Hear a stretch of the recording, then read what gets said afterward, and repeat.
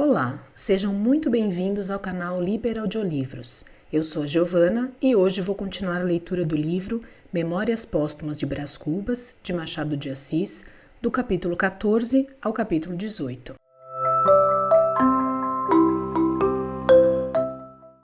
Capítulo 14. O primeiro beijo.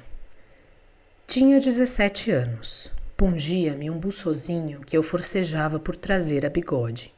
Os olhos, vivos e resolutos, eram a minha feição verdadeiramente máscula. Como ostentasse certa arrogância, não se distinguia bem se era uma criança com fumos de homem, se um homem com ares de menino. Ao cabo, era um lindo garção, lindo e audaz, que entrava na vida de botas e esporas, chicote na mão e sangue nas veias, cavalgando um corcel nervoso, rijo, veloz, como o corcel das antigas baladas, que o romantismo foi buscar ao castelo medieval para dar com ele nas ruas do nosso século. O pior é que o estafaram a tal ponto que foi preciso deitá-lo à margem, onde o realismo o veio achar, comido de lazer e vermes, e por compaixão o transportou para os seus livros. Sim, eu era esse garção bonito, airoso, abastado. E facilmente se imagina que mais de uma dama inclinou diante de mim a fronte pensativa ou levantou para mim os olhos cobiçosos. De todas, porém, a que me cativou logo foi não sei se diga, este livro é casto, ao menos na intenção é castíssimo. Mas vá lá, ou se há de dizer tudo ou nada. A que me cativou foi uma dama espanhola, Marcela, a linda Marcela, como lhe chamavam os rapazes do tempo. E tinham razão os rapazes. Era filha de um hortelão das Astúrias, disse-me ela mesma, num dia de sinceridade. Porque a opinião aceita é que nascera de um letrado de Madrid, vítima da invasão francesa, ferido, encarcerado, espingardeado, quando ela tinha apenas 12 anos. Coisas de Espanha. Quem quer que fosse, porém, o pai, letrado ou hortelão, a verdade é que Marcela não possuía inocência rústica e mal chegava a entender a moral do código. Era boa moça, lépida, sem escrúpulos, um pouco tolhida pela austeridade do tempo, que lhe não permitia arrastar pelas ruas os seus estouvamentos e berlindas. Luxuosa, impaciente, amiga de dinheiro e de rapazes.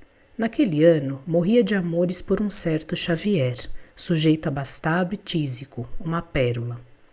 Via pela primeira vez no Rócio Grande, na noite das luminárias, logo que constou a declaração da independência, uma festa de primavera, um amanhecer da alma pública. Éramos dois rapazes, o povo e eu. Vínhamos da infância com todos os arrebatamentos da juventude. Via sair de uma cadeirinha, airosa e vistosa, um corpo esbelto, ondulante, um desgarre, alguma coisa que nunca achara nas mulheres puras. Segue-me. Disse ela ao pajem. E eu seguia, tão pajem como o outro, como se a ordem me fosse dada. Deixei-me ir namorado, vibrante, cheio das primeiras auroras. A meio caminho, chamaram-lhe Linda Marcela. Lembrou-me que ouvira tal nome a meu tio João, e confesso que fiquei tonto. 3 dias depois, perguntou-me meu tio em segredo se queria ir a uma ceia de moças, nos Cajueiros. Fomos. Era em casa de Marcela.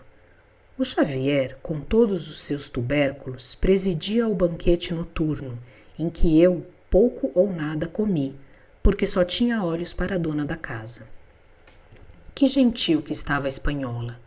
Havia mais uma meia dúzia de mulheres, todas de partido e bonitas, cheias de graça, mas a espanhola, o entusiasmo, alguns goles de vinho, o gênio imperioso, estouvado, tudo isso me levou a fazer uma coisa única. À saída à porta da rua, disse a meu tio que esperasse um instante e tornei a subir as escadas. Esqueceu alguma coisa? Perguntou Marcela de pé no patamar. O lenço. Ela ia abrir-me caminho para tornar à sala. Eu segurei-lhe nas mãos, puxei-a para mim e dei-lhe um beijo. Não sei se ela disse alguma coisa, se gritou, se chamou alguém. Não sei nada. Sei que desci outra vez as escadas, veloz como um tufão e incerto como um ébrio. Capítulo 15. Marcela. Gastei 30 dias para ir do Rócio Grande ao coração de Marcela, não já cavalgando o corcel do cego desejo, mas o asno da paciência, a um tempo manhoso e teimoso, que na verdade há 2 meios de granjear a vontade das mulheres, o violento, como o touro de Europa, e o insinuativo, como o cisne de Leda e a chuva de ouro de Danae, 3 inventos do padre Zeus, que por estarem fora da moda, aí ficam trocados, no cavalo e no asno. Não direi as traças que urdi, nem as peitas, nem as alternativas de confiança e temor, nem as esperas baldadas, nem nenhuma outra dessas coisas preliminares. Afirmo-lhes que o asno foi digno do corcel, um asno de Sancho, deveras filósofo, que me levou à casa dela, no fim do citado período. Apiei-me, bati-lhe na anca e mandei-o pastar. Primeira comoção da minha juventude, que doce que foste. Tal devia ser, na criação bíblica, o efeito do primeiro sol. Imagina tu esse efeito do primeiro sol, a bater de chapa na face de um mundo em flor. Pois foi a mesma coisa, leitor amigo, e se alguma vez contaste 18 anos, deves lembrar-te que foi assim mesmo. Teve 2 fases a nossa paixão, ou ligação, ou qualquer outro nome que eu de nomes não curo. Teve a fase consular e a fase imperial. Na primeira, que foi curta, regemos o Xavier e eu, sem que ele jamais acreditasse dividir comigo o governo de Roma. Mas quando a credulidade não pôde resistir à evidência, o Xavier depôs as insígnias e eu concentrei todos os poderes na minha mão. Foi a fase cesariana. Era meu universo, mas ai triste, não o era de graça. Foi-me preciso coligir dinheiro, multiplicá-lo, inventá-lo. Primeiro explorei as larguezas de meu pai. Ele dava-me tudo o que eu lhe pedia sem repreensão, sem demora, sem frieza. Dizia a todos que eu era rapaz e que ele o fora também. Mas a tal extremo chegou o abuso que ele restringiu um pouco as franquezas, depois mais. Então recorri à minha mãe e induzia a desviar alguma coisa, que me dava às escondidas. Era pouco. Lancei mão de um recurso último. Entrei a sacar sobre a herança de meu pai a assinar obrigações que devia resgatar um dia com usura. Na verdade, dizia-me Marcela, quando eu lhe levava alguma seda, alguma joia, na verdade você quer brigar comigo, pois isto é coisa que se faça, um presente tão caro. E se era joia, dizia isto a contemplá-la, entre os dedos, a procurar melhor luz, a ensaiá-la em si e a rir, e a beijar-me com uma reincidência impetuosa e sincera. Mas, protestando, derramava-se-lhe a felicidade dos olhos, e eu sentia-me feliz com vê-la assim. Gostava muito das nossas antigas dobras de ouro, e eu levava-lhe quantas podia obter. Marcela juntava-as todas dentro de uma caixinha de ferro, cuja chave ninguém nunca jamais soube onde ficava. Escondia por medo dos escravos.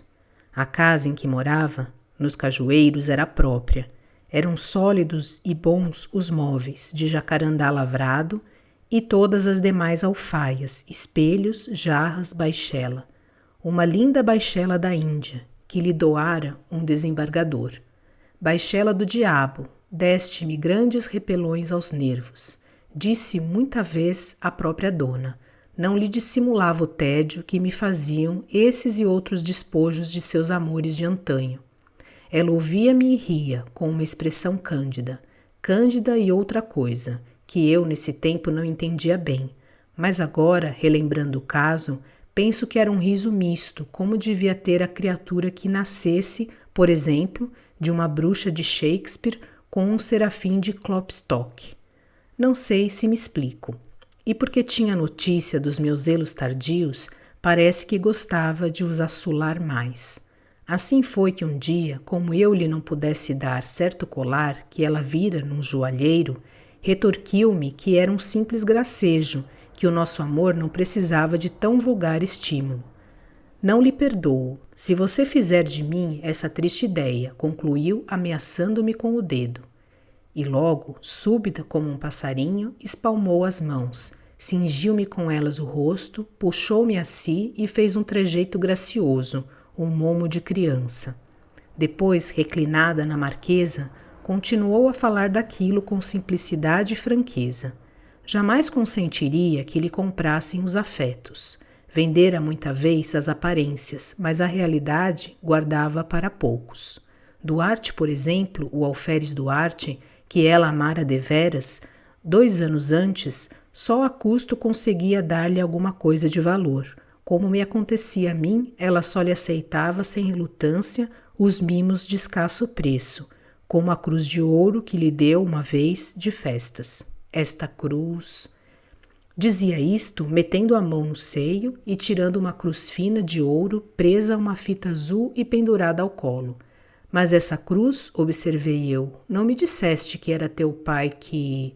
Marcela abanou a cabeça com um ar de lástima. Não percebeste que era mentira? Que eu dizia isto para te não molestar?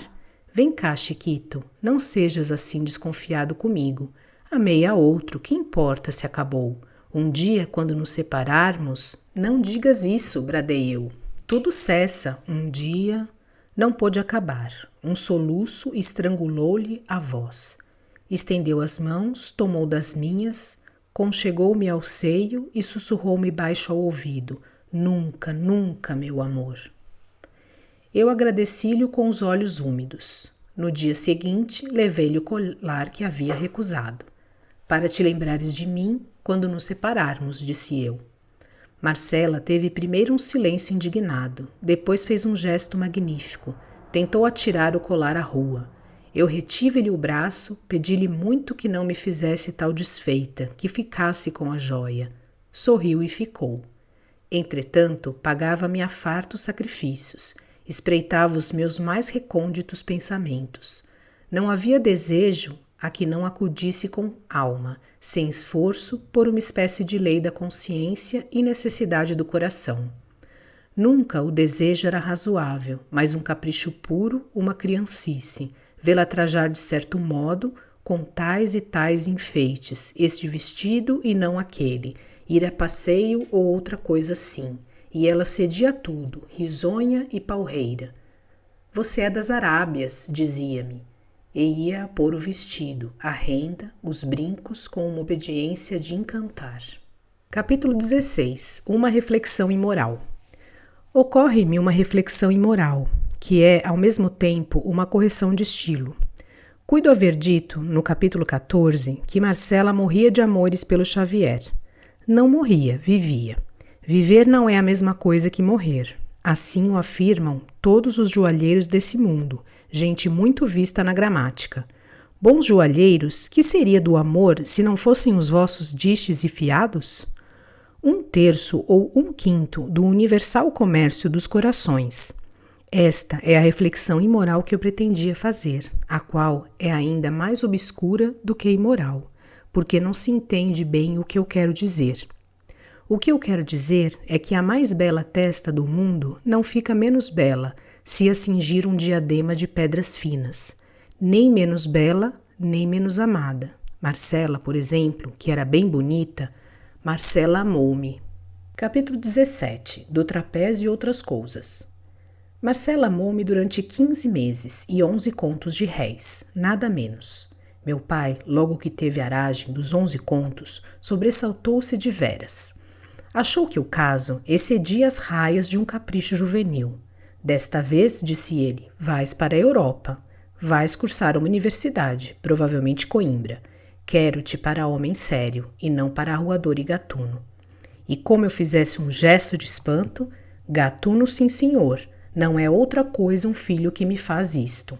Sacou da algibeira os meus títulos de dívida já resgatados por ele e sacudiu-mos na cara. Vês, Peralta, é assim que o moço deve zelar o nome dos seus? Pensas que eu e meus avós ganhamos o dinheiro em casas de jogo ou a vadiar pelas ruas? Pelindra, desta vez ou tomas juízo ou ficas sem coisa nenhuma. Estava furioso, mas de um furor temperado e curto. Eu ouvi-o calado e nada opus à ordem da viagem, como de outras vezes fizera. Ruminava a ideia de levar Marcela comigo. Fui ter com ela. Expus-lhe a crise e fiz-lhe a proposta. Marcela ouviu-me com os olhos no ar, sem responder. Logo, Como insistisse, disse-me que ficava, que não podia ir para a Europa. Por que não? Não posso, disse ela com ar dolente.